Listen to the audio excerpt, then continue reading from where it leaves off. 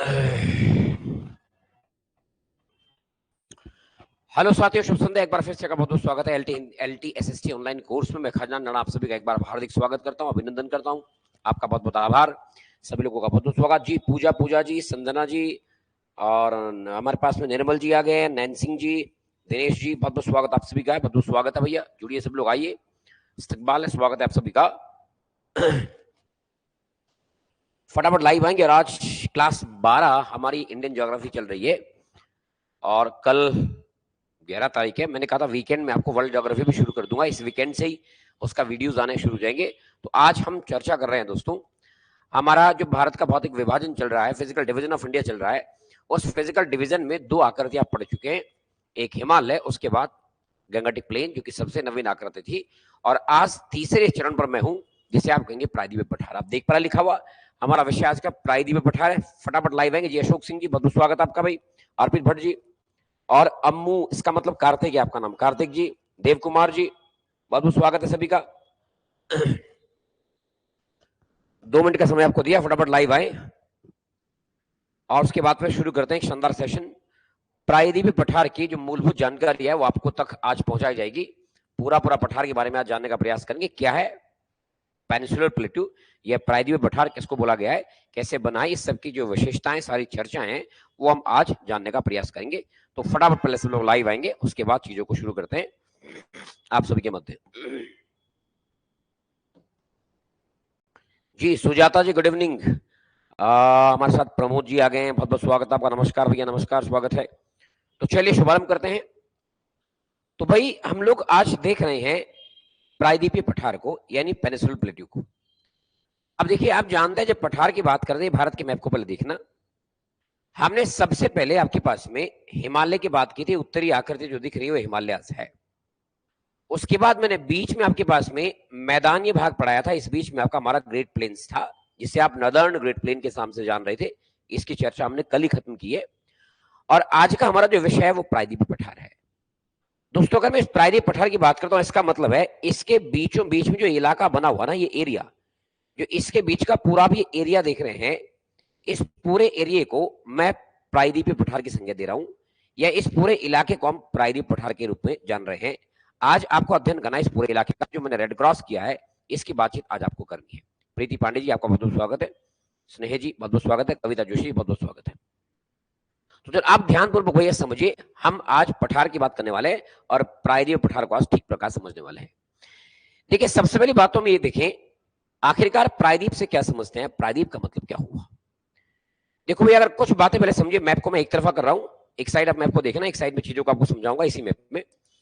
आप जानते हैं, अगर माना हम बात करते हैं प्रायद्वीप की, प्रायद्वीप से आप क्या समझ रहे हैं। जनरली आप सब समझते हैं प्रायद्वीप का मतलब ये हुआ भाई, सरफेस का एक ऐसा पार्ट, धरातल का एक ऐसा भाग जो तीन ओर से जलावृत होता है, जो तीन ओर से पानी से घिरा होता है, दैट इज कॉल्ड पेनिनसुला। उसको प्रायद्वीप की संज्ञा दे सकते हैं। जैसे अपने भारत की स्थिति को देखें ना, तो भैया इस साइड में ये हमारा अरेबियन सी है, इधर अरब सागर आपको दिख रहा है, नीचे आपको इंडियन ओशन दिख रहा होगा, इधर आपको बंगाल की खाड़ी नजर आ रही होगी। इसका मतलब भारत का जो इतना ये पार्ट है ना, ये ऐसा पार्ट है जो तीन तरफ से पानी से घिरा हुआ है। और इसलिए आप कह रहे हैं धरातल की वह आकृति जो तीन ओर से जलावृत होती है, जो तीन तरफ से पानी से घिरी होती है, दैट इज कॉल्ड पेनिनसुला। उसे प्रायद्वीप की संज्ञा आप देते हैं। यानी मैं कह सकता हूं कि प्रायद्वीप का मतलब क्या हुआ भाई, मैंने कहा कि तीन ओर से जलावृत भाग, मैंने कहा कि तीन ओर से जलावृत भाग, जलावृत भाग का मतलब हुआ तीन ओर से अगर कोई भाग पानी से ढका हुआ है, उसको आप कह देंगे प्रायद्वीप। आप जानते हैं कि विश्व का सबसे बड़ा प्रायद्वीप अरब का प्रायद्वीप है। जब आप विश्व का भूगोल पढ़ेंगे, उसमें एशिया पढ़ेंगे, उसमें आप गल्फ कंट्रीज के आसपास जाएंगे, तो आप पाएंगे कि अरब का प्रायद्वीप संसार का सबसे बड़ा पेनिनसुला है। सबसे बड़ा प्रायद्वीप आपको अरब का प्रायद्वीप देखने को मिलेगा। और उसी प्रकार से अपना एक ये प्रायद्वीप है, जिसे आप कह रहे हैं भारत का प्रायद्वीप, जिसकी मैं बात कर रहा हूं, ये भारतीय प्रायद्वीप, ये तीन और से जलावृत है।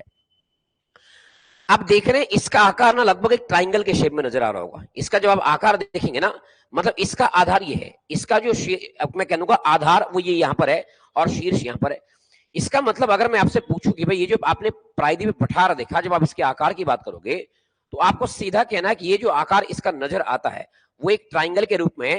दैट मीन्स मैं कह सकता हूं ये पूरा पठार एक त्रिभुजाकार है। इसका आकार एक ट्राइंगल के शेप में, मैं इसको त्रिभुजाकार पठार के रूप में कह सकता हूं। अच्छा देखना, ये इतने बड़े एरिया पर फैला हुआ, इतना बड़ा इलाका है कि अगर मैं इसके क्षेत्रफल की बात करूंगा, आप जानते हैं लगभग लगभग ये जो पूरा पठार है, ये 16 लाख वर्ग किलोमीटर के इलाके में फैला हुआ है। यानी 16 लाख वर्ग किलोमीटर का मतलब आप समझ रहे हैं, ये भारत का सबसे बड़ा भौतिक प्रदेश है। जब आपने भारत को बड़े भौतिक प्रदेश में कैटेगराइज किया था, जिसमें अपना हिमालय भी था, जिसमें आपका ग्रेट नदर्न प्लेन भी था, जिसमें आपका प्रायद्वीप का पठार भी था, जिसमें आपका कोस्टल प्लेन भी था, जिसमें आपका आइलैंड ग्रुप भी था, तो उन सब में से सबसे बड़ा जो क्षेत्रफल के आधार पर आपको लैंडमास भारत में है ना, वो ये पेनिनसुलर प्लेटू है या वो ये पठार है। दैट मीन्स आप कह सकते हैं कि भैया क्षेत्रफल के आधार पर हमारा ये जो प्रायद्वीप है या जिस पठार की आप बात करने वाले हैं, ये भैया क्षेत्रफल के यहाँ पर सबसे बड़ा भाग है। भारत के भौतिक प्रदेशों में इतना बड़ा भूभाग कोई है ही नहीं, इतना बड़ा लैंड मास कोई है ही नहीं, इसलिए आप कह सकते हैं कि भारत का सबसे बड़ा भूभाग है, इसको हम सर्वाधिक बड़ा भूभाग कह सकते हैं भारत में। दूसरी बात, अगर मैं एक और पॉइंट आपको कहूं इसके बारे में, एक और पार्ट लिखूं कि भाई हम पहले समझते हैं इसकी ऊंचाई, पहले बेसिक बात देख लेते हैं कि सी लेवल से ये जो आपका पठार है ये समुद्र तल से लगभग कितना ऊंचा है। तो बहुत इसकी ऊंचाई नहीं है, आप ये पाएंगे कि तकरीबन 600 मीटर से लेकर के 900 मीटर इसकी एवरेज हाइट है। आप कह देंगे इसकी औसत ऊंचाई जो समुद्र तल से है वो आपको 600 से 900 मीटर के आसपास तक मिल जाएगी, इसकी औसत ऊंचाई लगभग इतनी है। और आप देख पा रहे हैं इसका जो विस्तार है, विस्तार देखिए भैया, इसका विस्तार कितना है, 16 लाख वर्ग किलोमीटर एरिया में ही पूरा पूरा फैला हुआ है। दूसरी बात, अब जरा समझिए फॉर्मेशन। अब मैं बात कर रहा हूं निर्माण की। जब आप निर्माण पढ़ेंगे ना, तो निर्माण से बहुत सारी चीजें निकल जाएंगी कि इसका निर्माण कैसे हुआ है, ये कैसे बना है। तो अगर आपको पीछे ध्यान है, जब मैं आपको भारत का बेसिक परिचय पढ़ा रहा था, वहां पर मैंने एक जिक्र किया था गोंडवाना का। यानी मैं आप फिलहाल कहूं कि इसका निर्माण जो है ना, वो आपका गोंडवाना लैंड से टूटकर हुआ है। मैं एक पॉइंट लिख रहा हूं गोंडवाना लैंड, अभी इस पर आता हूं। अगर मैं निर्माण की बात करूंगा तो भैया ये जो पठार है ये गोंडवाना लैंड का एक हिस्सा है। अब आप समझ रहे हैं, जब ये गोंडवाना लैंड का हिस्सा है, दैट मीन्स भारत के जितने फिजिकल रीजन्स है, जितने भौतिक प्रदेश है, उन सब में सबसे पुराना भौतिक प्रदेश यही होगा। इसका मतलब मैं कह सकता हूं इस गोंडवाना से ये नतीजा निकला कि भारत का सबसे प्राचीन, मैं इसको सबसे प्राचीन भौतिक प्रदेश कह दूंगा। यानी ये भारत का सबसे प्राचीन भौतिक प्रदेश था या भौतिक प्रदेश है। जैसे मैंने कल देखा था कि भाई हमारा जो मैदान है ना, नदर्न प्लेन, जिसे आप गंगाटिक प्लेन बोल रहे थे, उत्तर भारत का विशाल मैदान बोल रहे थे, वो भारत का सबसे नवीन स्थल रूप था। वैसे ही मैं कह सकता हूं ये जो पठार है ये भारत का सबसे पुरातन है या सबसे प्राचीन भाग इसको माना जा सकता है। अभी गोंडवाना लैंड से कैसे बना उसको समझिए थोड़ी देर के लिए। देखो भाई, आपने शुरू में जो चीजें पढ़ी थी ना, आपको ये मालूम था कि हमारी जो पूरी दुनिया, जो पृथ्वी बनी, तो आपके पास पूरा का पूरा अर्थ पहले इस टाइप से एक कॉन्टिनेंट के रूप में डिजाइन हुआ था, एक भूभाग बना था। जिस भूभाग का नाम आपको ध्यान है, जिसे आपने नाम दिया था भैया, इस प्रकार का कॉन्टिनेंट था, सुपर कॉन्टिनेंट, जिसको आपने पेंजिया कहा था, जिसे आपने पेंजिया कहा था। ये सब बातें हमने पहले कर ली। धीरे धीरे करके इस पेंजिया का विभाजन हुआ, इसका डिस्ट्रीब्यूशन हुआ टेक्टोनिक क्रियाओं के कारण, और ये पेंजिया दो पार्ट में टूटा, जिन्हें आपने लारेशिया या गोंडवाना भूमि कहा। आपको अगर ध्यान हो, आपने कहा जो उत्तरी भाग है इसे मैं लारेशिया कह सकता हूं या इसे मैं अंगारा लैंड कह सकता हूं, कम चलेगा। यानी इसको चाहे तो आप लारेशिया कहो, चाहे तो आप इसको अंगारा लैंड कहो, इसको आप अंगारा लैंड भी कह सकते हैं, बाकी भौतिक भूगोल में समझेंगे। ये जो निचला पार्ट था इसे आपने कहा गोंडवाना भूमि, यानी इस पार्ट को आप कह रहे हैं गोंडवाना लैंड। ये जो मेरा पार्ट था ये भैया गोंडवाना भूमि था, इसे मैं गोंडवाना लैंड के नाम से जान रहा हूं। अब इसी गोंडवाना लैंड से आप जानते हैं कालांतर में अफ्रीका का निर्माण होगा, दक्षिण अमेरिका का निर्माण होगा और भारत का निर्माण होगा। मतलब कह सकते हैं कि एक टुकड़ा इसमें से अपना भारत है। और आप यकीन मानिए, ये जो भारत की आप स्थिति देख पा रहे हैं ना, भारत पहले पूरी तरह से विषुवत रेखा के नीचे था, यानी मकर रेखा के आसपास था। मतलब अगर मैं आपको ये कहूं मेरे पास ये अर्थ है, इसको देखिए पृथ्वी मान लिया जाए, इसको पृथ्वी मानते हैं। आपको शायद इस मैप में ठीक नहीं दिखाई दे रहा होगा, मैं इसको अलग जगह बनाता हूं। अगर माना मैं ये कहूं, ये माना हमारे पास अर्थ है, पृथ्वी है भैया, पृथ्वी में ये मेरे पास में 0 डिग्री है, जिससे आप कहते हैं भूमध्य रेखा। अगर मैं आपको कहूं भारत ना, ये जो गोंडवाना भूमि है, ये गोंडवाना लैंड पहले कहीं इधर कहीं था और भारत विषुवत रेखा के नीचे था। तो भारत ने क्रमिक रूप से एक यात्रा की और भारत उत्तर आते आते आज की तारीख में कर्क रेखा के पास रखा है। यानी भारत लगभग अफ्रीका से सटा हुआ था और टेक्टोनिक क्रियाओं के कारण से या टेक्टोनिक प्रभाव के कारण निरंतर उत्तर की ओर खिसकते हुए कर्क रेखा के आसपास तक पहुंच गया है। जिसके कारण क्या हुआ, जिसके कारण आपके पास ये जो पूरा पठार है, ये जो प्लेट्यू है, ये इसी गोंडवाना चट्टान या इसी गोंडवाना लैंड का एक अवशेष है, एक भाग है। इसलिए आप कह रहे हैं इसका निर्माण का सीधा फैक्ट है, इसका निर्माण हुआ गोंडवाना भूमि से। दक्षिण भारत का जो ये पूरा पठार है, ये बना गोंडवाना लैंड से, जिसके चलते आप ये कह सकते हैं कि भारत का सबसे प्राचीनतम स्थल खंड है, इसको सबसे प्राचीन स्थल के रूप में देखा जा सकता है। मैं अगर दूसरी बात करूंगा, है ना, मैं अगर दूसरी बात आपके साथ करूंगा इसकी, तो इस बात को ध्यान देना, यहां देखना इसको। ये जो हमारा पठार है, आपने ये जान लिया फिलहाल कि बना कैसे है, गोंडवाना भूमि से बना है ना, इतना पार्ट आपको पता लग गया। अब अगर मैं इस पर एक बात कहूंगा, देखना, इस जगह पर हमारे पास में एक रिवर आती है ऐसे करके, जिस रिवर का नाम आप कह सकते हैं नर्मदा। यहां पर एक नदी बहती है नर्मदा नाम की। मतलब इस नर्मदा रिवर ने, जब ये नर्मदा यहां पर फ्लो हुई ना इस टाइप में, तो भैया आपकी इस नर्मदा नदी ने इस पूरे के पूरे प्लेट्यू को बांटा है दो भागों में। इस नर्मदा का जो उत्तर का हिस्सा है, जो इस नर्मदा के नॉर्थ का हिस्सा है, मैं अगर बात करता हूं इसके उत्तर के हिस्से की, इसे आप कहते हैं मध्यवर्ती उच्च भूमि। इसका नाम आप देते हैं मध्यवर्ती उच्च भूमि। इसे आप कह रहे हैं मध्यवर्ती हाईलैंड्स। जो इसका नीचे का हिस्सा है, इसे आप कहते हैं दक्कन का पठार। इसी का नाम है दक्कन पठार या डेक्कन प्लेट्यू, उसको आप कह सकते हैं। मींस आपका जो पठार है ना, ये पठार असल में दो पार्ट्स में टूटा हुआ पूरा पठार है। देखिए, ये जो नर्मदा रिवर बीच में चल रही है, सतपुड़ा और विंध्याचल के बीच में, ये एक रिफ्ट घाटी है, एक वैली है, एक घाटी बनी है। घाटी क्यों बनी है भैया? तनाव मूलक बल के कारण से या विवर्तनिक घटनाओं के कारण से घाटी बनी है। मैंने भ्रंश घाटी की बात की थी। इस भ्रंश घाटी में वर्तमान में निकल रही है नर्मदा नदी। आप जानते हैं कि इस नर्मदा रिवर ने इस पठार को, पूरे पठार को बांटा दो हिस्सों में। नर्मदा के उत्तर का भाग है, इसे कहते हैं मध्यवर्ती उच्च भूमि, मिडिल हाईलैंड्स।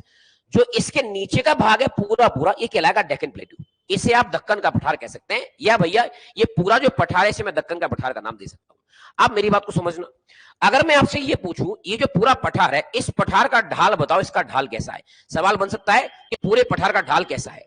तो अब आपको इसमें दो बातें समझनी है। देखिए, अगर आप इसको सीमा माने नर्मदा नदी को, तो भैया जो नर्मदा के उत्तर का भाग है, जिसमें अरावली भी आएगा, जिसमें विंध्याचल भी आएगा, जिसमें सतपुड़ा भी आएगा, ये पार्ट मध्यवर्ती उच्च भूमि का है। आप देखिए, क्या इस मध्यवर्ती उच्च भूमि से कुछ नदियां निकलती है नॉर्थ की ओर। देखिए, किसी पर्वत का तय करती है नदियां। आप जानते हैं इस वाले पोर्शन से, जो मध्यवर्ती उच्च भूमि है, यहां से कुछ गंगा की सहायक नदियां निकलती है भाई। जैसे सोन नदी निकलती है, जैसे केन निकलती है, जैसे चंबल निकलती है, लगभग उनका फ्लो कुछ उत्तर की ओर चल रहा है। मैं कह दूंगा वो नदियां ऐसे करके नॉर्थ की ओर निकल रही है कि नहीं भैया? इस पठार से कुछ नदियां उत्तर की ओर निकलती है, जो गंगा यमुना की सहायक है। चंबल निकल रही है, यमुना की सहायक है। सोन निकल रही है, गंगा की सहायक है। या केन निकल रही है, बेतवा निकल रही है। इसका यह मतलब हुआ कि मध्यवर्ती उच्च भूमि का ढाल दक्षिण से उत्तर की ओर है, दक्षिण से उत्तर की ओर। ध्यान रखना, एक पॉइंट। दूसरा, अगर मैं दक्कन पठार की बात करता हूं, आप जानते हैं जो दक्कन पठार का भाग होगा ना, यहां पर एक पहाड़ है जिसको बोलते हैं वेस्टर्न घाट, और यहां से ये पार्ट ऊंचा उठा हुआ है। दैट मीन इसका स्लोप कैसा होगा? पश्चिम से पूर्व की ओर। यानी इस यहां पर नदियां निकल रही है इस साइड की ओर, पश्चिम से नदी निकल रही है पूर्व की ओर। दैट मीन्स आप कह सकते हैं कि हमारे पूरे प्रायद्वीप पठार का ढाल दक्षिण, मैं कह सकता हूं, एक इसका ढाल की अगर बात करेंगे तो इसका जो ढाल बनेगा वो दक्षिण पश्चिम से उत्तर पूर्व की ओर बनेगा। दक्षिण पश्चिम का मतलब इस पॉइंट से, यानी यहां से दक्षिण पश्चिम का जो भाग है इसका ढाल तो ईस्ट की तरफ। लेकिन जो ये वाला पोर्शन है, तो मैं कह दूंगा इधर से देखिए ना, आप इधर से आप कह देंगे इसका जो ढाल है वो south west to north east की तरफ जा रहा है। तो आपको एक शब्द में उत्तर देना होगा कि पूरे पठार का ढाल कैसा है, तो आप कह देंगे चूंकि नदियां कुछ उत्तर पूर्व की ओर बह रही है, कुछ नदियां पूर्व की ओर, इसलिए इसका मिला जुला जो ढाल होना है उसे कहेंगे आप दक्षिण पश्चिम से उत्तर पूर्व।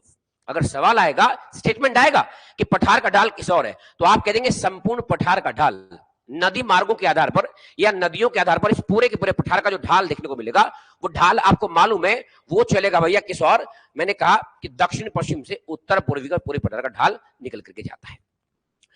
अभी मैंने निर्माण की बात करी है कि भाई ये गोंडवाना भूमि का पार्ट है। दूसरी बात मैंने कही कि भाई गोंडवाना भूमि का विखंडन हुआ, और उस विखंडन के कारण से आप जानते हैं जो भारतीय प्लेट था, उस भारतीय प्लेट का उत्तर की ओर मूवमेंट हुआ। जब उत्तर की ओर मूवमेंट हुआ तो वो जो भारतीय प्लेट हुआ ना, वो भारतीय प्लेट, अब जैसे मैंने अभी तक कहा था भैया कहां पर था हमारे पास 0 डिग्री, 0 डिग्री के नीचे से अगर भारतीय प्लेट फ्लो कर रहा है, उत्तर की ओर निकल रहा है, तो आप जानते हैं इस भारतीय प्लेट के नीचे तमाम प्रकार के हॉट स्पॉट भी आए होंगे। हॉट स्पॉट का मतलब ऐसे क्षेत्र जहां पर वॉल्केनिक इरप्शन होता है, जहां पर ज्वालामुखी क्रिया हो रही है। अब जब भारतीय प्लेट उन ज्वालामुखी हॉटस्पॉट के ऊपर से गुजरी होगी ना, तो वहां पर कुछ ज्वालामुखी विस्फोट हुए होंगे, जिनमें से कोई दरारी हो सकता है, कोई केंद्रीय हो सकता है। उन ज्वालामुखी उद्गारों के कारण इस पूरे वाले प्लेट ऊपर कुछ पठार बने। पठार बनने का मतलब वॉल्केनोस है, यानी अगर वहां से दरारी उद्भेदन हो रहा है ना, तो लावा दूर तक फैल रहा है, और अगर दूर तक फैलेगा तो पठार बन रहा है। दैट मीन्स जब मेरी भारत की प्लेट भैया विषुवत रेखा से यात्रा करना शुरू किया और निरंतर उत्तर की ओर गई, देखिए आज कर्क रेखा के पास पहुंच गई है। तो जब इसकी इतनी लंबी चौड़ी यात्रा रही है, जिससे आप टेक्टोनिक यात्रा बोलते हैं, तो उस यात्रा के दौरान जहां जहां से हमारी ये गोंडवाना प्लेट या ये भारतीय प्लेट हॉटस्पॉट के ऊपर से गुजरी होगी, जहां पर कि तब तो लावा निकल रहा था, उसके ऊपर जो इसका मूवमेंट हुआ होगा ना, तो वहां से लावा उद्गार के कारण इन पठारों का निर्माण हुआ है, जिन्हें आप तमाम प्रकार के नाम देंगे। दक्कन का पठार हो, मालवा का पठार हो, बघेलखंड का पठार हो, बुंदेलखंड का पठार हो, मालनाड का पठार हो, नागपुर का पठार हो, या मेघालय का पठार हो, ये सब जो विभिन्न प्रकार के पठार बने ना, इन पठार बनने का कारण वॉल्केनिक इरेप्शन है, जो ज्वालामुखी उद्गार हुआ होगा। क्यों हुआ? माना प्लेट हमारी यहीं पर स्थिर होती, यहां से आगे ना बढ़ती, रुक जाती, हम आज भी विषुवत रेखा के नीचे होते, हम उत्तर बढ़ नहीं पाते। लेकिन टेक्टोनिक क्रिया ऐसी घटित हुई कि भारत ने क्रमिक यात्रा की है। विषुवत रेखा के नीचे से मकर रेखा के आसपास भारत स्थित था, और यहां से चलते चलते चलते चलते भारत कहां पहुंच गया? अफ्रीका के उत्तर में कर्क रेखा के पास। इसका मतलब जब आपने इतनी यात्रा की ना, तो तमाम प्रकार के हॉटस्पॉट से भारत गुजरा होगा, जिसके चलते इस पठार का निर्माण हुआ है। इसलिए इसको आप गोंडवाना भूमि का भाग मान रहे हैं। दूसरी बात मैंने कहा कि भैया जो लावा निकला होगा उससे पठार बने, और तमाम प्रकार के तनाव मूलक बल के कारण से ये नर्मदा नदी की घाटी भी तो बन रखी है, ये इसका पुख्ता उदाहरण है कि नहीं, जिसे आप रिफ्ट वैली कह रहे हैं, ये भी तो इसलिए बनी होगी, है ना। और दूसरी बात आप जानते हैं, अगर मैं अब सवाल करूं आपसे, ढाल तो समझ में आ गया, मैंने कहा कि इसका ढाल कैसा होगा, तो आपने उत्तर दे दिया साहब ढाल होगा दक्षिण पश्चिम से उत्तर पूर्व की ओर। अगर मैं एक पॉइंट यहां पर ढाल का लिख दूं, तो आप कह देंगे ढाल होगा south west to north east, इसका ढाल हो गया, यानी दक्षिण पश्चिम से उत्तर पूर्व की ओर पूरी पठार का ढाल होगा। अब अगर मैं एक और सवाल बनाऊं यहां से निकाल के, मुझे बताइए क्या इस पठार में चट्टाने कौन सी है? सवाल बना कि भाई प्रायद्वीपीय पठार किन चट्टानों से मिलकर बना हुआ है। सवाल आ गया कि बताइए साहब चट्टाने कौन सी है। सवाल बन गया कि जो हमारा पठार है, इसमें कौन सी चट्टानें विद्यमान है, या किन चट्टानों की सहायता इस पठार का निर्माण हुआ है। तो बच्चों आप क्या बोलेंगे? देखो बड़ा सिंपल कॉन्सेप्ट है। जब आपसे चट्टान की बात पूछेगा, क्योंकि आपको पता ही बना लावा से, ये बना ज्वालामुखी से, यहां हुआ वॉल्केनिक इरेप्शन। इसका साफ मतलब है जब भैया तप्त मैग्मा और तप्त लावा ठंडा होता है ना, तो उसके जमने से एक बड़ी हार्ड रॉक बनती है, that is called igneous rock, जिसे आप बोलते हैं आग्नेय चट्टान। इसका सीधा मतलब है कि मेरा उत्तर हो जाएगा, इस पठार में जो चट्टाने हैं ना, वो आग्नेय प्रकार की होगी, इग्नियस रॉक से बना हुआ। लेकिन चूंकि बहुत पुराना है, बहुत पुराना है, सोचिए इतना पुराना है जब गोंडवाना लाइन से बना हुआ है, तो भैया आग्नेय चट्टान बहुत लंबे समय के बाद टूट फूट करके कन्वर्ट हो जाती है मेटामॉर्फिक रॉक्स में, जिसे कहते हैं रूपांतरित चट्टान। तो दैट मींस मैं कह सकता हूं इसका जो निर्माण है वो किससे हुआ है? मैं कहूंगा कायंत्रित और साथ में रूपांतरित, देखो रूपांतरित या तो कायंत्रित कहो, यानी इसमें जब चट्टान की बात आएगी तो आप कहेंगे आग्नेय और रूपांतरित चट्टानों से या कायंत्रित चट्टानों से मिलकर के हमारे पठार का निर्माण हुआ है। ये सारे कॉन्सेप्ट निकले एक चीज से। आपने निर्माण समझा, बना कैसे? गोंडवाना भूमि से। आपको पता है गोंडवाना लैंड जो भारत का हिस्सा था, भारतीय प्लेट था, वो विषुवत रेखा के नीचे था। उसने टेक्टोनिक क्रिया के कारण एक टेक्टोनिक प्रवाह किया, एक यात्रा की। भारत विषुवत रेखा के दक्षिण से उत्तर की ओर खिसका, और खिसकते खिसकते कहां तक पहुंच गया आप देख पा रहे हैं, जिसके चलते भारतीय प्लेट तमाम प्रकार के हॉटस्पॉट से गुजरी होगी। जिन हॉटस्पॉट में ज्वालामुखी उद्गार हो रहा था, वो ज्वालामुखी उद्गार के दौरान बाहर निकले लावा का डिपोजिशन या जमाव भारतीय भूमि पर हुआ होगा, जिससे पठार का निर्माण हुआ है। और इसलिए मैंने कहा जब ये लावा से बना है, दैट मींस इसमें आप देख पाएंगे कि आग्नेय और रूपांतरित चट्टानें हैं। अब ये आग्नेय और रूपांतरित चट्टानें जहां पर टूट गई है, जहां पर इनका चूरा हो चुका है, वहां पर एक सॉइल बनती है जिसे ब्लैक सॉइल कहते हैं, यानी काली मृदा का भंडार। तभी तो आपका ये पूरा पठार है भाई। ये जो पूरा पठार है, यहां पर काली मृदा क्यों पाई जा रही है? काली मृदा का एक कारण है क्योंकि वॉल्केनो से बना हुआ है ना भैया। ज्वालामुखी उद्गार जहां पर होंगे ना, वही तो होगा। उसी क्षेत्र में आप देख पाएंगे कि वहां पर ब्लैक सॉइल होगी। और आपको पता काली मृदा मतलब कपास की खेती, मत भूलना, महत्वपूर्ण है। तो लगभग इस प्रकार से कुछ इस पूरे के पूरे पठार का निर्माण आपको देखने को मिल पाएगा। अब आप जानते हैं इस पठार पर तमाम प्रकार की पहाड़ियां आप देखेंगे। जब इस पूरे पठार को देखो ना, अरावली इसी पठार का हिस्सा है, विंध्याचल इसी का हिस्सा है, सतपुड़ा इसी का हिस्सा है, वेस्टर्न घाट है, ईस्टर्न घाट है। और इस वेस्टर्न और ईस्टर्न घाट पर तमाम प्रकार के पहाड़ मिलेंगे आपको। आप पश्चिमी घाट पर देखेंगे तो पहाड़ पढ़ते पढ़ते थक जाएंगे। पठार अलग से पढ़ने, पहाड़ अलग से पढ़ने। हम एक एक चीज का डिस्कशन बड़ा डिटेल में करेंगे। फिलहाल मैंने ये समझा कि पठार कैसे बना है, सिंपल पठार का निर्माण समझा। हमने इसमें देखा प्रायद्वीप क्या होता है, हमने इसका आकार देखा कैसा है, हमने इसका क्षेत्रफल देखा कितना है, हमने इसकी ऊंचाई देखी कितना है, हमने इसका निर्माण देखा कैसा हुआ है। साथ साथ मैंने कहा कि भैया निर्माण के साथ बड़ा प्राचीन भी है। मैंने कहा इसका ढाल कैसा है, मैंने कहा इसकी चट्टानें कौन सी है। और जो भैया आग्नेय चट्टान है तो यहां से कॉन्सेप्ट निकल गया। इग्नियस रॉक का मतलब हुआ इस पर ब्लैक सॉइल का निर्माण भी होगा, यहां पर काली मृदा भी होगी, जिसके चलते आप कपास उपवास की खेती ठीक मात्रा में यहां पर कर सकते हैं। अब ये जो पूरा पठार है, मैं इस पठार के दो भाग पहले दिखाऊंगा आपको। हम आज देखेंगे केवल वेस्टर्न घाट को। ये जो पश्चिमी घाट है ना, ये जो पश्चिमी घाट है, ये मेरे पास एक खड़ा कगार है। इस पश्चिमी घाट को एक खड़ा कगार आप कह रहे हैं। पहले देख लो, पहले पठार का जो पूरा इंट्रो मैंने बताया ना, इस इंट्रो को पहले एक पीपीटी में देख लो। पहले पूरे पठार का इंट्रो आप पीपीटी में देख लो। देखो यहां पर मैंने पीपीटी में लिखा है क्या, इसको पहले पढ़ लो ध्यान से, तब आगे पश्चिमी घाट पर मैं चलूंगा। मैंने आपको बाकायदा सब चीजें बता रखी है। देखो निर्माण की बात की है तो आर्कियन काल में हुआ है, गोंडवाना लैंड से टूटकर बना है। कैसे टूटा कहानी बता दी है। इसका आकार कैसा है, ट्राइंगल शेप है, त्रिभुजाकार है। मैंने कहा क्षेत्रफल कितना है, 16 लाख वर्ग किलोमीटर के आसपास है, सबसे बड़ा है भारत में। औसत ऊंचाई कितनी है, 600 से 900 मीटर के आसपास है। ढाल कैसा है, दक्षिण पश्चिम जो उत्तर पूर्व की बता दिया है।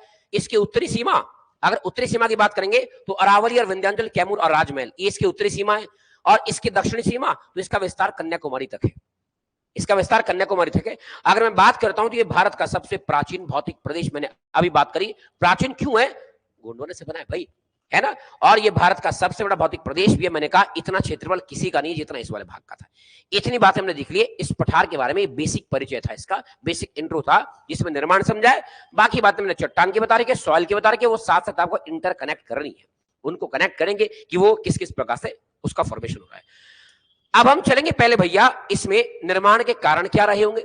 अगर मैं आपसे सवाल बोलूं कि भाई प्रायद्वीपीय पठार के निर्माण का इनमें से कौन सा कारण है, तो ये कारण सब लिखे। देखो पहला कारण है गोंडवाना भूमि का विखंडन।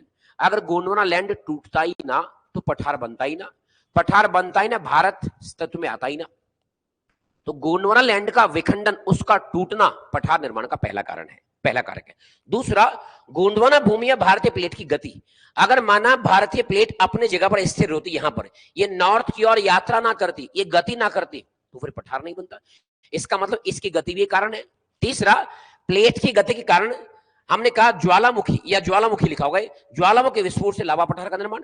भैया अगर ये प्लेट गति कर रही है, यहां से यहां गई फिर यहां गई, तो इसके नीचे जो हॉटस्पॉट आए होंगे ना, उन हॉटस्पॉट की वजह से जो वॉल्केनिक इरप्शन हुआ है उसकी वजह से पठार बना है, नहीं तो नहीं बनता। तीसरा, तनाव मूलक बल की सक्रियता, जो परस्पर कंप्रेशन फोर्स काम कर रहे थे, कभी प्लेटें दूर हट रही है, कभी प्लेटें पास आ रही है, तो उनकी वजह से जो तनाव मूलक बल काम कर रहा है, उससे रिफ्ट का निर्माण हुआ, भ्रंश घाटी का निर्माण हुआ। और तीसरा, मैंने कहा जब चट्टान की बात आई थी, मैंने अभी तक बताया था इसमें चट्टानें इस प्रकार की विद्यमान है, आग्नेय और रूपांतरित चट्टान, ये बातें आपको बता चुका हूं। अब आना है मेरे पास पहला टाइप इस पठार का, वेस्टर्न घाट। हमें चर्चा करनी है टाइप 1 पर वेस्टर्न घाट की, यानी पठार का सामान्य इंट्रो, सामान्य परिचय देखा, जनरल सा परिचय, जिसमें कोई बड़ी बात नहीं थी। निर्माण कैसे हुआ ये सब बातें देखी। अब बात करते हैं पहले इसकी कि भैया ये जो पश्चिमी घाट है ये क्या है और इस पश्चिमी घाट का निर्माण कैसे हुआ है, समझना।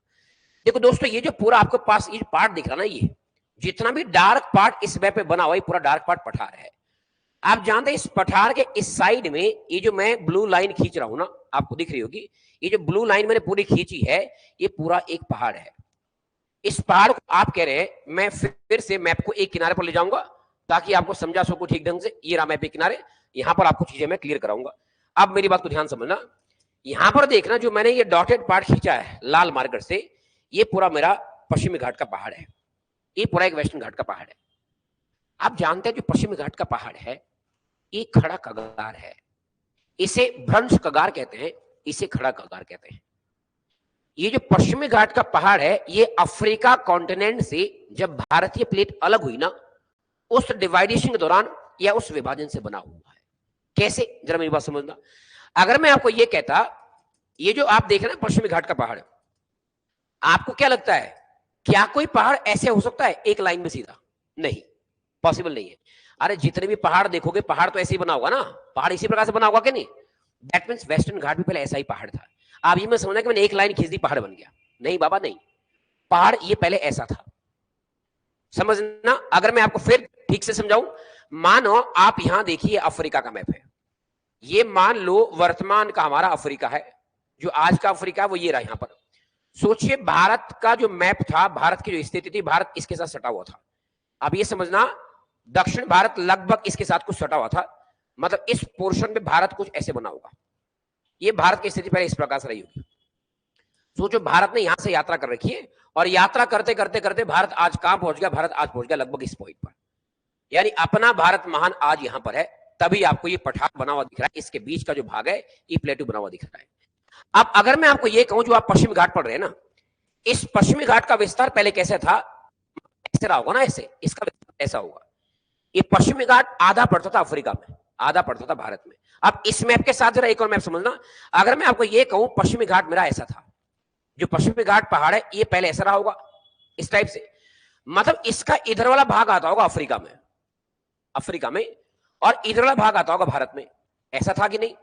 ये जो भारत यहां जुड़ा हुआ था तो ये पश्चिम घाट पहले ऐसा पहाड़ रहा होगा ना, लेकिन टेक्टोनिक क्रियाओं की वजह से, विवर्तनिक क्रियाओं की वजह से हुआ क्या, ये जो पहाड़ आपका है ना, ये बीच से ऐसे टूट गया, इसमें बीच में दरार आ गई, भ्रंश पड़ गया। जब बीच में दरार आई तो इसका एक हिस्सा चलेगा अफ्रीका में, जिसे आप अफ्रीका में ड्रेकेंसबर्ग के नाम से जानते हैं, और इसका एक हिस्सा आ गया भारत में। आप सोचना जो हिस्सा भारत में आ रहा है ना, क्या इसका डिजाइन कैसे होगा, क्या इसका डिजाइन लगभग ऐसे होगा कि नहीं, ऐसे बनाए, मतलब इसका एक पार्ट तो पूरा खड़ा है ना, एक ढाल ऐसा है और बाकी को इधर को स्लोप है इस टाइप से।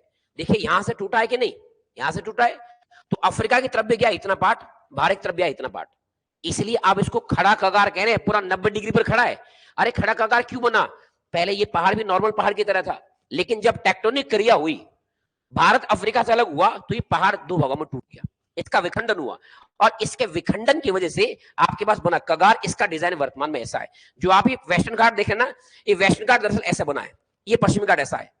और आप ये जान रहे हैं जो पश्चिमी घाट है, अभी मैंने कहा कि भैया अफ्रीका महाद्वीप से जब हमारी भारतीय प्लेट अलग हुई तो इस वेस्टर्न घाट का निर्माण हुआ, या इस पश्चिमी घाट का निर्माण हुआ, जिसे आप खड़ा कगार कह रहे हैं, जिसको आप खड़ा कगार के नाम से जान रहे हैं। मैं अगर एक पॉइंट आपको कहूं, मैं सीधा सीधा पहले निर्माण की बात कर लेता हूं कि भैया इसका निर्माण हुआ कैसे। तो अभी मैंने कहा कि भैया अफ्रीका से, अभी मैंने कहा अफ्रीका से भारतीय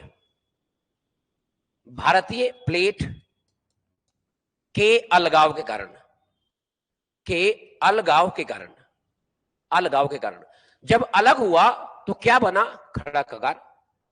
इसलिए जो पश्चिमी घाट का पहाड़ है ना, ये जो पश्चिमी घाट का विस्तार आप देख रहे हैं, भाई खड़ा कगार मतलब मैंने अभी आपको समझाया इस टाइप से बना है, दैट मींस यहां पर बीच में एक दरार आ गई होगी, आप ये दरार देख रहे हैं, और ये दरार आ गई तो भाई खड़ा कगार भारत में आ गया, एक खड़ा कगार अफ्रीका में बच गया। दूसरी बात, मतलब इसको क्या कहते हैं, जब आप प्लेट विवर्तन की सिद्धांत पढ़ते हैं ना, तो आपने पढ़ा होगा प्लेट विवर्तन के सिद्धांत में, माना ये मेरे पास पहाड़ है इस टाइप का, है ना, पहले पर्वत इस टाइप का था, इसका मतलब इसके नीचे दो प्लेट काम कर रहा है, इधर तो अफ्रीका मैंने कहा और इधर मैंने कहा भारत, दैट मींस एक प्लेट होगा भारतीय और एक प्लेट होगा अफ्रीकन।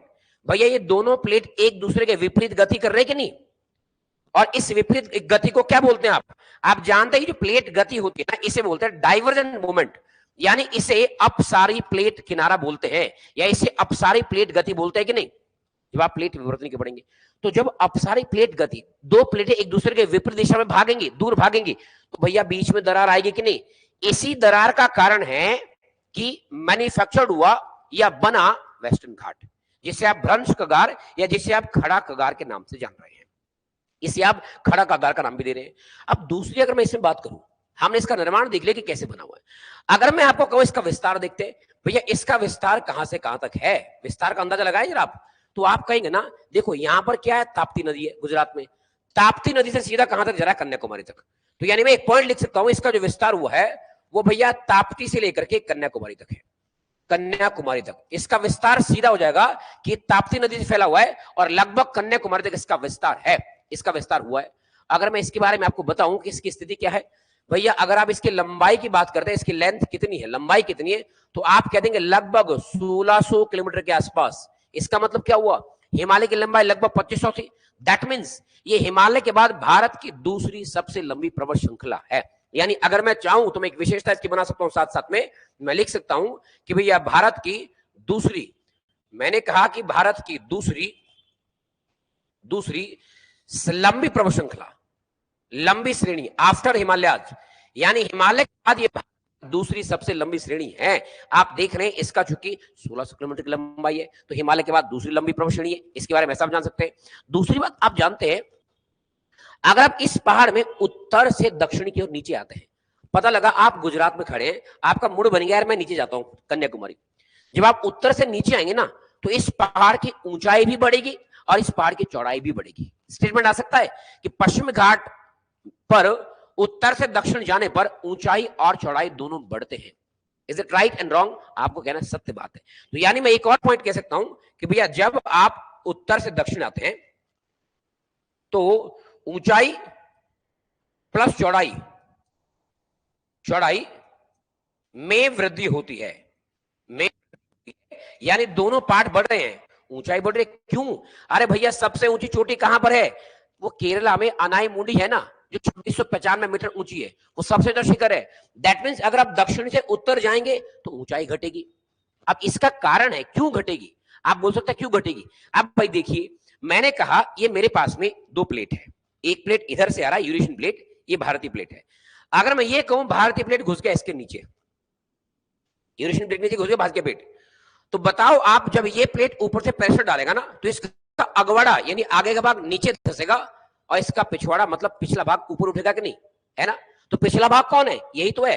अगला भाग कौन है? यही तो है। ये नीचे सबडक्ट कर रहा है ना, ये पार्ट ऊपर उठ रहा है, इसलिए दक्षिण में ऊंचाई ज्यादा है और उत्तर जाते जाते जाते ऊंचाई कम हो रही है, क्योंकि वो प्रेशर ऐसे बढ़ रहा है। प्लेट इसके नीचे है और वो सबडक्ट कर रहा है, दब रहा है, नीचे छेपित हो रहा है और पिछला पार्ट इसका ऊपर उठ रहा है, इसलिए इसका दक्षिणी भाग आज भी ज्यादा ऊंचा कंपेयर टू इस उत्तरी भाग के। ऐसे फैक्ट इसके बारे में आपको याद रखने चाहिए। अब इसके तमाम प्रकार की पहाड़ियां जो आपको देखनी पड़ेगी। अच्छा, अगर मैं बात करता हूं विस्तार, विस्तार मतलब मैं राज्य पूछता हूं कि भैया ये जो पश्चिमी घाट है वो किन किन राज्यों में फैला। अगर आपसे मैं स्टेट की बात करता हूं कि बताइए भाई राज्य कौन कौन राज्य फैला हुआ है, तो देखो आप बताएंगे कि सबसे पहले भैया मेरे पास गुजरात है, यानी पहला राज्य गुजरात। आप जानते हैं गुजरात में इसका विस्तार होगा। गुजरात के बाद नीचे आओगे आप कहोगे साहब महाराष्ट्र में भी है इसका विस्तार, फिर नीचे आओगे आप कहोगे साहब गोवा में इसका विस्तार है, फिर नीचे आओगे कहोगे साहब कर्नाटक में भी है, कर्नाटक में भी है, फिर नीचे आओगे कहोगे साहब केरल में भी है, फिर नीचे आओगे कहोगे साहब तमिलनाडु में भी है। तो भैया आपको याद रखना है इन राज्यों के नाम, यानी गुजरात, महाराष्ट्र, गोवा, कर्नाटक, केरल, तमिलनाडु, ये वो स्टेट है जिन राज्यों में पश्चिमी घाट का विस्तार है। यहां से सवाल बन सकता है कि निम्न में से किस राज्य में पश्चिम घाट का विस्तार है या किसी में नहीं है। तो क्रम से याद रखेंगे, गुजरात, महाराष्ट्र, गोवा, कर्नाटक, केरला और तमिलनाडु, इन राज्यों में विस्तार, और सर्वाधिक विस्तार केरल और तमिलनाडु में होगा।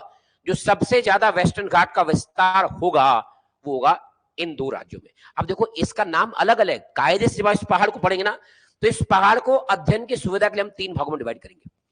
जो उत्तरी भाग होगा उसे कहेंगे उत्तरी सह्याद्री, मिडिल पार्ट को मध्य सह्याद्री, दक्षिणी पार्ट को दक्षिणी सह्याद्री। लेकिन फिलहाल इसका भी कंबाइंड परिचय पढ़ रहे हैं, इसका कंबाइंड परिचय के रूप में आप इसको देख रहे हैं। दूसरी बात, अब देखो अगर मैं आपको ये कहूं, जब मैं इसके ढाल की बात कर रहा था तो मैंने पश्चिम घाट का ढाल तो आपको बता दिया है। इसका ढाल तो पूरा पश्चिम से पूर्व की ओर है ना, क्योंकि देखेंगे अधिकांश नदियां हैं जो ऐसे फ्लो कर रही है, यानी यहां से निकल रही है और बंगाल की खाड़ी में गिर रही है। दैट मीन ढाल तो इसका इसी प्रकार से होगा। और वो खड़ा कगार आप देख भी चुके हैं। अब अगर मैं आपको यहां से कहूं, आप जानते हैं इस पश्चिमी घाट पर दक्षिण पश्चिम मानसून से सर्वाधिक वर्षा होती है। देखो दोस्तों, जब मैंने आपको यह कहा था कि एक कगार बनाए कुछ ऐसे ऐसे, अब मुझे बताओ अगर माना यहां अरब सागर से मानसूनी पवनें आती है और इस खड़े कगार पर ऊपर चढ़ती है, तो बताइए यहां पर संघनन होगा कि नहीं। और संघनन के कारण से इसी भाग पर तो वर्षा होगी मेरे दोस्तों, इस पार्ट पर ज्यादा वर्षा होगी, इस पार्ट के सारे पवन नीचे उतरेगी, फिर वापस एक बनाएगी, संवहनीय धारा बनेगी। इसका मतलब है पश्चिमी घाट के पश्चिमी पार्ट पर, ये जो वेस्टर्न घाट लिखा है ना, इसके पश्चिमी भाग पर ज्यादा वर्षा होनी है कंपेयर टू ईस्टर्न घाट के। मतलब ईस्टर्न घाट का मतलब इससे नहीं है। फिलहाल आप देखो ये पश्चिमी घाट है, फिलहाल आप देखो मैंने बनाया था इस पहाड़ को कुछ इस प्रकार से। आप देखिए अगर माना ये मेरे पास में पश्चिम घाट पहाड़ था, खड़ा कगार था कि नहीं, खड़ा कगार था कि नहीं, तो मैंने आपको ये कहा था ना भाई, माना अरब सागर से कोई मानसूनी पवनें आ रही है इस टाइप से। अब मानसून क्या समझाएंगे, तो इस पहाड़ के सारे उठेगी क्योंकि खड़ा कगार है, जब इस बिंदु पर पहुंचेगी तो संघनन होगा, बादल बनेगा और वर्षण के रूप में पानी नीचे बरसेगा इसी के पश्चिम पार्ट पर, और शुष्क पवन वापस नीचे उतर करके अरब सागर में आ जाएगी। इसका यह मतलब हुआ ना कि भैया पश्चिमी घाट के पश्चिमी भाग पर ज्यादा वर्षा हो रही है कंपेयर टू ईस्टर्न पार्ट के। यानी जो इसका पूर्वी भाग है उस पर वर्षा कम है और पश्चिम भाग पर वर्षा ज्यादा है। दैट मीन्स अब लॉजिक लगा ना, जब यहां पर वर्षा ज्यादा है तो बताइए इस क्षेत्र में जैव विविधता भी तो ज्यादा होनी है। अरे जैव विविधता का मतलब हर प्रकार के फ्लोरा एंड फोना यहां पर पाए जाएंगे कि नहीं, जीव जंतु होंगे, रेप्टाइल्स होंगे, पौधे होंगे। और इस इलाके में जो वनस्पतियां उगेंगी that is called evergreen forest, उसे आप सदाबहार वन बोलेंगे कि नहीं। इस पूरे इलाके में जो वेस्टर्न पार्ट है ना, इस पूरे इलाके में आपको सदाबहार वृक्ष मिलेंगे जो कभी अपनी पत्तियां नहीं गिराते हैं, हमेशा जिनकी पत्तियां हरी भरी रहती है, ऐसे वृक्षों को आप बोलेंगे एवरग्रीन फॉरेस्ट, है ना। उसे आप बोलते हैं क्या, सदाहरित वन। तो यानी इस क्षेत्र में आपको सदाबहार वन देखने को मिलेंगे। अब देखिए मैंने कहा ना, ये जो क्षेत्र है, ये क्षेत्र भैया पूरा पूरा जो वेस्टर्न घाट है, ये अत्यधिक जैव विविधता संपन्न इलाका है। मतलब इस इलाके की जैव विविधता इतनी ज्यादा है, यहां पर डाइवर्सिटी इतनी ज्यादा है कि आप देख पाएंगे अत्यधिक जैव विविधता तो होगी। जब इतना वर्षण है, इतना घना डेंस फॉरेस्ट है, तो यहां पर आपको देखने को मिल जाएगी जैव विविधता। अब इस पश्चिमी घाट पर तमाम प्रकार के पहाड़ है। अब इन पहाड़ को देखेंगे आप, कलसुबाई से लेकर के क्रम लगाएंगे कि अनाई मुंडी होगा, उत्तर में आएंगे आप तो दोदा बेटा होगा, फिर कुद्रेमुख होगा, फिर महाबलेश्वर होगा, फिर आपके पास तमाम प्रकार के पहाड़ है। इन पहाड़ों का क्रम लगाने को आ सकता है, इनका क्रम सजाए कौन पहाड़ किस रूप में, अभी आगे आप देखेंगे। मैंने कहा ये जो क्षेत्र है वेस्टर्न घाट, ये एक जैव विविधता संपन्न क्षेत्र है। और इस क्षेत्र पर आप जानते हैं भैया नीलगिरी बायोस्फीयर रिजर्व, नीलगिरी जैव मंडल आरक्षित क्षेत्र भैया इसी पर तो पड़ता है, यहां पर तमिलनाडु के पास में। आप जानते हैं नीलगिरी जैव मंडल आरक्षित क्षेत्र भारत का पहला आरक्षित क्षेत्र है जो 1986 में जिसको घोषित किया है। और अगस्त्य मलाई भी तो इसी पर पड़ेगा जो 2016 में घोषित किया गया। मतलब अगस्त्य मलाई है या साइलेंट वैली है, मूक घाटी, ये ऐसे क्षेत्र है जो डाइवर्सिटी के लिए जाने जाते हैं, जिन्हें आपने जैव मंडल आरक्षित क्षेत्र घोषित किया है। और वो सारे इलाके कहां पर है भैया, इस पर है। दैट मीन्स ये पूरा इलाका, हाँ जी, ये पूरा इलाका फेमस है डाइवर्सिटी के लिए या जैव विविधता के लिए। आप जानते हैं 2012 में पश्चिमी घाट के लगभग 39 स्थानों को आपने विश्व धरोहर सूची में शामिल कर रखा है ना। तो इंपॉर्टेंट बात है। और दूसरी अगर मैं बात करता हूं, अभी मैंने जैव विविधता की बात करी, जैव विविधता का मतलब क्या हुआ, है ना। आपने समझा है जैव विविधता, मैंने बेसिकली बताया कि भाई अगर मैं इसको मिटा दूं, ये पार्ट आपका हो गया है, तो अब मैं इस पर ला रहा हूं सीधा जैव विविधता को। आप समझना, अभी मैंने कहा कि भाई जैव विविधता से आप क्या समझते हैं, है ना। मैंने कहा जो पूरा का पूरा हमारा वेस्टर्न घाट है वो फेमस है जैव विविधता के लिए, जैव विविधता। अब इस जैव विविधता को समझते हैं कि जैव विविधता का मतलब क्या हुआ, जैव विविधता, इसकी स्थिति जैव विविधता का मतलब क्या है। मैंने अभी कहा ना, अगर किसी इलाके में तमाम प्रकार की वनस्पतियां, तमाम प्रकार का फ्लोरा एंड फोना, तमाम प्रकार के जीव जंतु इत्यादि पाए जा रहे हैं, दैट मींस आप कहते हैं वो क्षेत्र जैव विविधता संपन्न क्षेत्र है। आपको पता होना चाहिए, एक थॉमस यूजिन लवजॉय नामक के व्यक्ति आए थे। मैं लिख रहा हूं केवल लवजॉय, बाकी आप पीपीटी देख लेना। लवजॉय नाम के एक भूगोलवेता है जिन्होंने सन 1980 में सबसे पहले एक जैविक विविधता नामक शब्द दिया था, जिसका नाम दिया था जैविक विविधता। जैविक विविधता मतलब डाइवर्सिटी के लिए या जैव विविधता के लिए सबसे पहले 1980 में थॉमस लवजॉय साहब ने 1980 में एक शब्द दिया जिसको कहा गया जैविक विविधता। फिर आप जानते हैं कि भैया 1985 में वॉल्टर जी रोसेन नाम के एक विद्वान आएंगे जिन्होंने जैव विविधता शब्द दिया था। मतलब मैं क्या कहूंगा, मैंने कहा एक आपका रोसेन नामक विद्वान आएंगे जिन्होंने 1985 में पहली बार एक शब्द लाया जिसे कहते हैं जैव विविधता। यानी अगर मैं आपसे पूछूं कि जैव विविधता शब्द का प्रवर्तक कौन होगा, तो आप रोसेन को कह सकते हैं। मतलब डाइवर्सिटी पहली बार उन्होंने कहा। देखिए लवजॉय ने कहा था उसको जैविक विविधता, और रोसेन साहब ने इसको कहा था 1985 में जैव विविधता।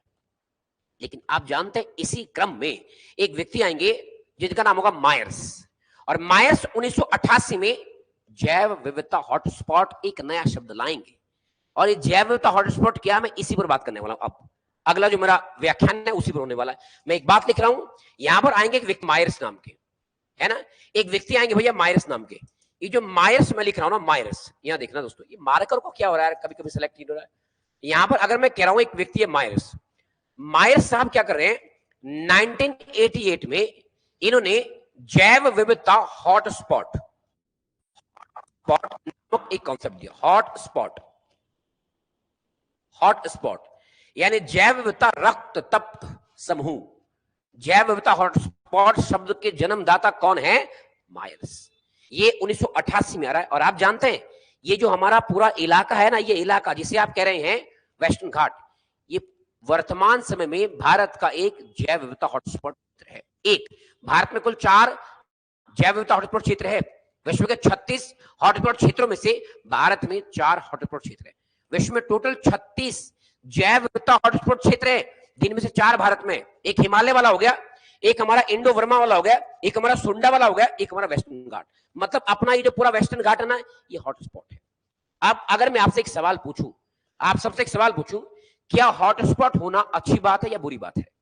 मतलब अगर वेस्टर्न घाट एक जैव विविधता हॉटस्पॉट है तो ये हमारे लिए अच्छा है कि बुरा है? जरा जवाब देना, क्या जवाब आएगा आपका? क्या किसी क्षेत्र का हॉटस्पॉट घोषित किया जाना अच्छी बात है या बुरी बात है? कौन जवाब देगा भाई? पहले आप सब में से फटाफट देखिए, जवाब कोई कहना चाहिए, क्विक जी। मतलब किसी क्षेत्र का हॉटस्पॉट घोषित किया जाना अच्छा या बुरा है? कार्तिक कह रहे अच्छा है, अच्छा है, अच्छा है, शायद अच्छा है। Good good, very good, very good, very good. समझिए समझिए, मुझे आपसे वही उम्मीद थी जो आप जवाब दे रहे हैं। देखिए, किसी क्षेत्र का जैव विविधता हॉटस्पॉट होना अच्छी बात है या बुरी बात है, इस बात का जवाब मैं दे रहा हूं। समझना, ध्यान समझना। पहला सवाल, आप जैव विविधता हॉटस्पॉट किसको कहेंगे? इसके कुछ मापदंड तो होंगे, कुछ पैरामीटर तो बनेगा। आपने देख लिया कि 88 में मायर्स ने हॉटस्पॉट शब्द दिया। अगर मैं आपको कहूं पहले कि पहले आपको यह समझना है कि भैया जैव विविधता हॉटस्पॉट के लिए मापदंड क्या है। अगर आपको पहले मापदंड की बात करूं कि आप किसी क्षेत्र को हॉटस्पॉट किसको घोषित करते हैं, मतलब हॉटस्पॉट के मापदंड क्या होंगे, पैरामीटर्स क्या होगा कि किसे आप हॉटस्पॉट घोषित कर सकते, किसे नहीं। तो देखिए, पहला पैरामीटर ये है कि उस क्षेत्र में लगभग 1500 संवहनीय पौधों का होना अनिवार्य है। एक पॉइंट लिख रहा हूं, देखिए ब्लू मार्कर सेलेक्ट कर दूं, एक पॉइंट लिख रहा हूं कि ऐसा क्षेत्र जिस क्षेत्र में लगभग 1500, जिस क्षेत्र में लगभग 1500 संवहनीय 1500 संवहनीय पौधे हो या 1500 संवहनीय पौधे अनिवार्य रूप से हो, अनिवार्य रूप से हो। पहले शर्त तो ये, अभी समझाऊंगा संवहनीय पौधे क्या होते हैं। इन शर्त नंबर 1 है कि जिस इलाके में लगभग 1500 संवहनीय पौधे अनिवार्य रूप से होंगे, उस इलाके को आप हॉटस्पॉट घोषित कर सकते हैं। लेकिन एक और चीज देखना, एक और चीज मैं कहूं, अगर मैं आपको ये कहूं लगभग, दूसरा पॉइंट, ये तो पहला पॉइंट था।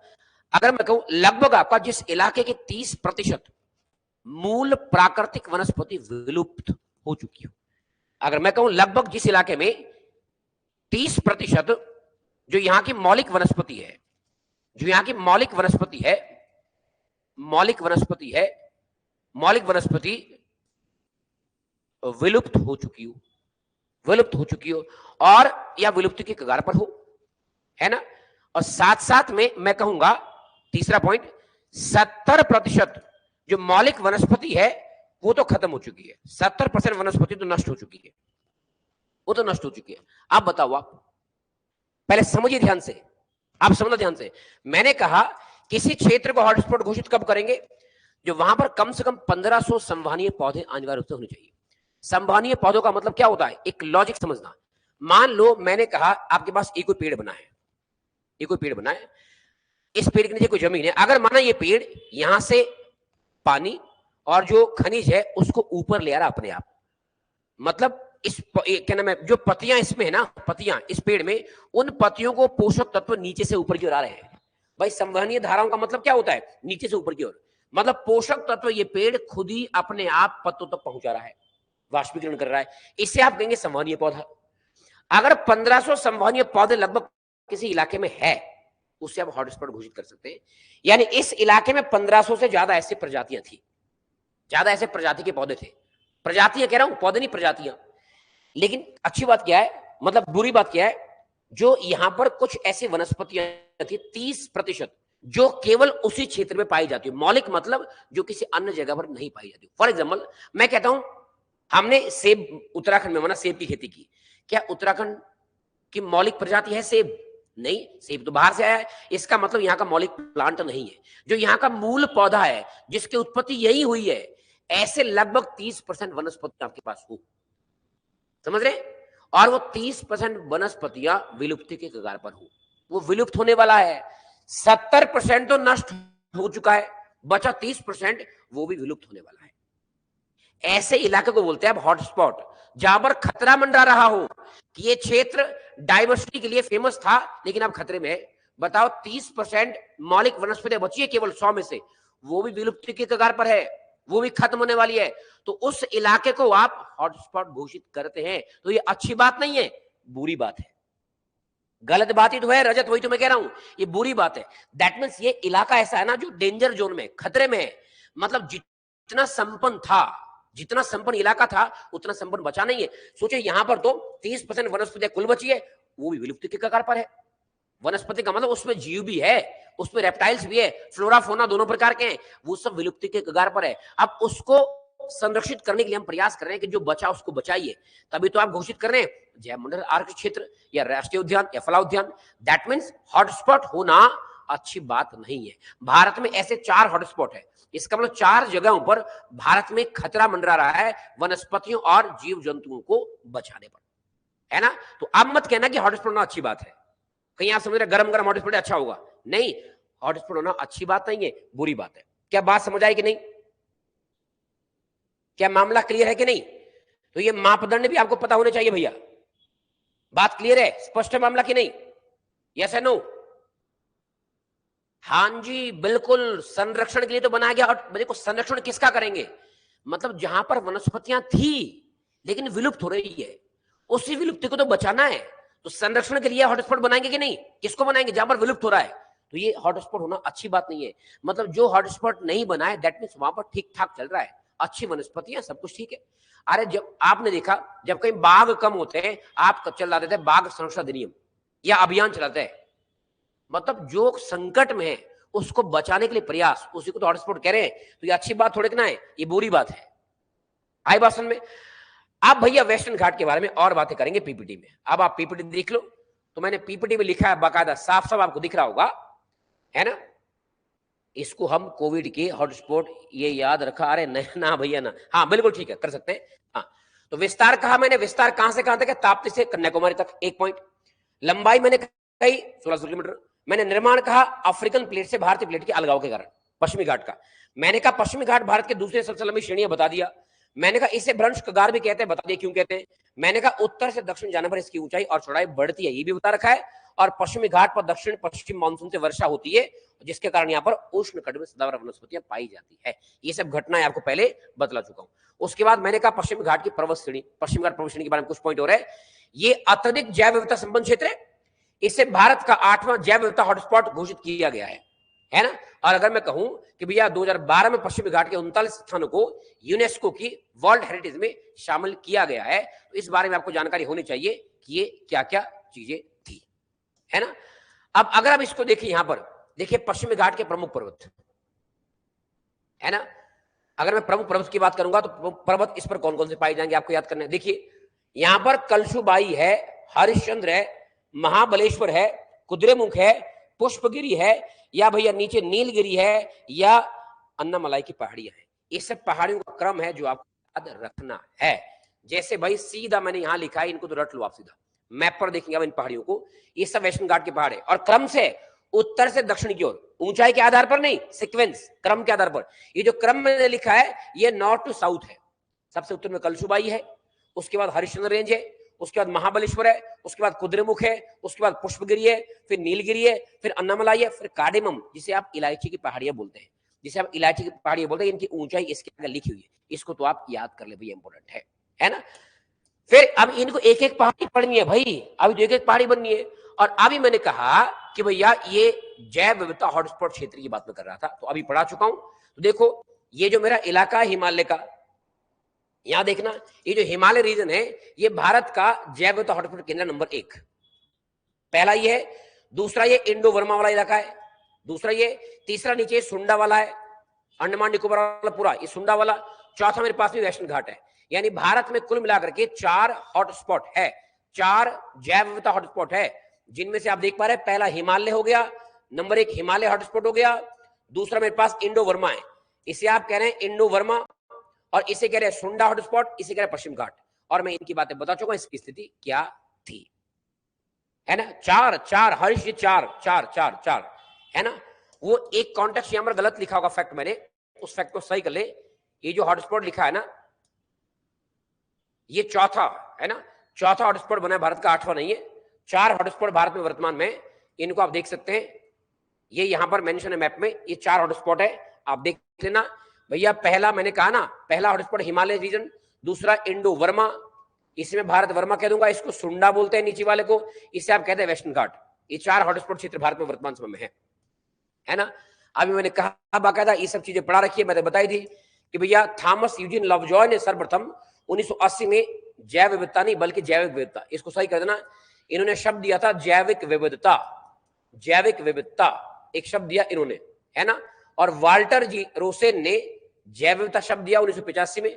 1988 में नॉर्मन मायर्स के द्वारा जैव विविधता हॉटस्पॉट की संकल्पना दी गई। तो इस सवाल बनेगा कि हॉटस्पॉट की संकल्पना कौन देते हैं, तो नॉर्मन मायर्स कब देते हैं, 88 में ये दे रहे हैं इसकी बात को, है ना। फिर मैंने मापदंड की बात करी कि मापदंड क्या होगा, तो भैया मापदंड की बात करेंगे। अभी बता रखा है 1500 संवहनी पौधों को होना अनिवार्य है। मैंने कहा जहां लगभग 30% मूल प्राकृतिक वनस्पति विलुप्त की कगार पर हो और 70% तो पूरा नष्ट हो चुकी हो, उसे बनाएंगे आप हॉटस्पॉट, है ना। इतनी बात। फिर पश्चिम घाट पर कुछ दर्रे हैं, उन दर्रों को देख लिया आप, इस मैप को देखना भैया। देखो यहां देखेंगे, इस पर एक दर्रा पड़ता है, ये पश्चिम घाट है, एक दर्रा पड़ता है थाल घाट। ये थालघाट दर्रा, यहां देखो मुंबई लिखा है ना, मुंबई को जोड़ता है नासिक से, इंपॉर्टेंट बात है। एक दर्रा पड़ता है भोरघाट, भोरघाट मुंबई को जोड़ेगा पुणे से। तो सीधा सवाल बनेगा कि थालघाट दर्रा किसको जोड़ता है, नासिक और मुंबई को। भोरघाट दर्रा किसको जोड़ता है, तो भैया मुंबई और पुणे को। यहां देखना, यहां पर एक दर्रा पड़ेगा पालघाट। पालघाट एक ऐसा दर्रा है जो पश्चिमी घाट को पूर्वी घाट से जोड़ने का काम करता है, वेस्टर्न घाट और ईस्टर्न घाट। ये नीलगिरी की पहाड़ी पर स्थित है, देखो भाई ये नीलगिरी की पहाड़ी पर पड़ता है, और आप जानते हैं नीलगिरी की पहाड़ियां पश्चिमी घाट और पूर्वी घाट को जोड़ने का काम करती है। तो इस सवाल बनेगा कि पालघाट दर्रा यानी किस दर्रे के पास में ईस्टर्न और वेस्टर्न घाट आपस में जुड़ते हैं, तो आपको याद रखना भैया ये पालघाट दर्रा है ना। ये 3 दर्रे मैंने लिखे भी, आप पढ़ लेना, थालघाट, भोरघाट और पालघाट, है ना। और साथ में सेमकोट दर्रा। इस प्रकार से आज का लेक्चर हो जाता है समाप्त। यानी आज मैं इतना बताऊंगा आपको, और ईस्टर्न घाट और साथ में अन्य पहाड़ियां देखेंगे कल। बिल्कुल सुजाता जी, रोकना चाहिए, उसमें आपका योगदान भी रहे कुछ, तो बड़ी अच्छी बात है। रोकिए आप जंगलों को, जंगलों का विनाश को रोकें आप, है ना। तो चलिए बहुत बहुत धन्यवाद, आज के लिए इतना काफी है दोस्तों। मुलाकात करते हैं आपसे कल, और कल इस लेक्चर को बढ़ाएंगे आगे, बात करेंगे ईस्टर्न घाट और भारत के अन्य पर्वतों पर। उसके बाद पठार, एक एक पठार की चर्चा करनी है कि क्या है छोटा नागपुर, है ना, क्या है मालवा का पठार, क्या है दक्कन, क्या है दंडकारण्य, इन सब की चर्चा होगी आपकी क्लास में। आज के लिए इतना काफी है। नमस्कार, शुभ रात्रि, जय हिंद, जय भारत, जय Uttarakhand. Thank you so much. Laptop से लॉगिन होगा दोस्तों, वेब के थ्रू आपको class plus, web class plus खोलना पड़ेगा, वेब क्लास प्लस। रजत जी आप एक बार फोन कर ले सुभाष जी को, जो पॉलिटी पढ़ाते हैं उनको फोन कर ले, पॉलिटी वाले सर आपको बता देंगे, उनको ये सब चीजें पता है कैसे खुलेगा लैपटॉप में, वो आपको इन्फॉर्म कर देंगे, ठीक है नहीं। तो चलिए आज इतना काफी है, धन्यवाद, मुलाकात करते हैं कल। Thank you so much, good night भाई, गुड नाइट।